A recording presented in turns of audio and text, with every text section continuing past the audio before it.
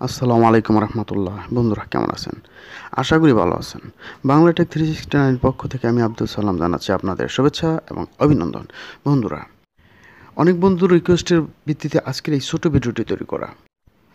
কত ভোল্ট ব্যাটারিতে indicator bulb চালানোর জন্য কত মানের রেজিস্টার দিতে হবে, আজকে সেই নিয়েই এই ছোট্ট ভিডিওটি তৈরি করা। তো বন্ধুরা, যারা আজকে এই মুহূর্তে ইন করলেন আমার এই চ্যানেলটিতে, তাদের প্রতি বিশেষ রিকোয়েস্ট, এখনই সাবস্ক্রাইব করে রাখুন, পাশাপাশি বেল আইকনটা অবশ্যই ক্লিক করবেন। আর ইতিমধ্যে যারা সাবস্ক্রাইব করে আমার পাশে আছেন তাদেরকে জানাচ্ছি অসংখ্য ধন্যবাদ। তাহলে বন্ধুরা শুরু করা যাক।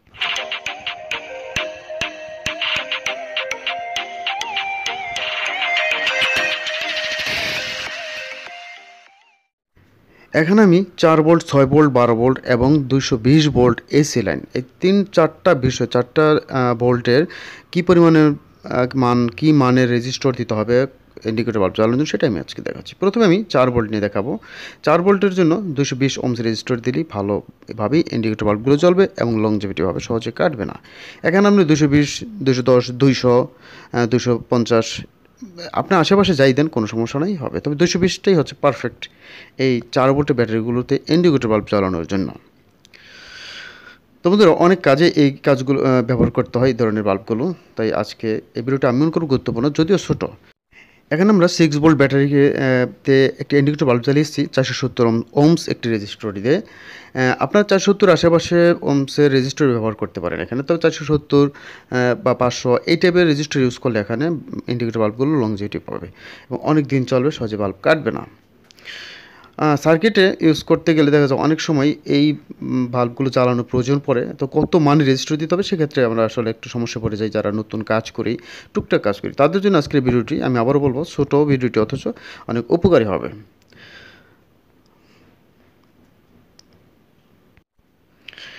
12 ভোল্ট ব্যাটারির জন্য আমরা এখানে 1K ইউজ করব।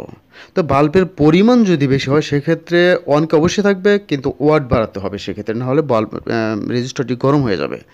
যদি আমরা এখানে অনেক বাল্ব ইউজ করতে চাই সেক্ষেত্রে ওয়াট বাড়াতে হবে, অথবা বাল্বগুলো প্যারালাল করে আমরা এখানে অনেক বাল্ব, 100-150 বাল্ব যদি আমরা 200 বাল্ব ইউজ করতে সেটাও পারবো। সেক্ষেত্রে অবশ্যই রেজিস্টারের ওয়াট বাড়াইয়া তারপর ব্যবহার করতে হবে, 1K ব্যবহার করেই।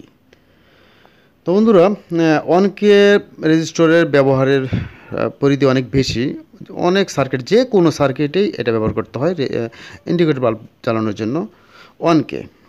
তো যাই হোক, আমরা বন্ধুরা 220 অর্থাৎ 220 ভোল্ট ডাইরেক্ট কারেন্টের সাথে আমরা কত মান ইউজ করব, সেটা সম্বন্ধে অনেকগুলো বিষয় থাকবে, আমি বোঝানোর জন্য বলছি অল্প কথায়। সেটা হচ্ছে, আমরা এখানে 150K ব্যবহার করছি এই ছোট্ট ইন্ডিকেটর বাল্বটি ব্যবহার করার জন্য।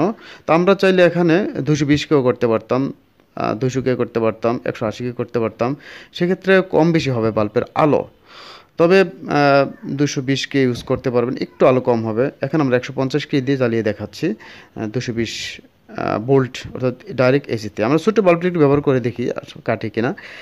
এতে কাটবে না। তো বন্ধুরা, এই হচ্ছে আজকের ছোটো ভিডিওটি। যদি ভালো লাগে অবশ্যই লাইক করবেন বন্ধুদের, আশা করি অনেক উপকার আসবে। এবং নেক্সট ভিডিও দেখার আমন্ত্রণ জানিয়ে এখানে শেষ করছি। আল্লাহ হাফেজ।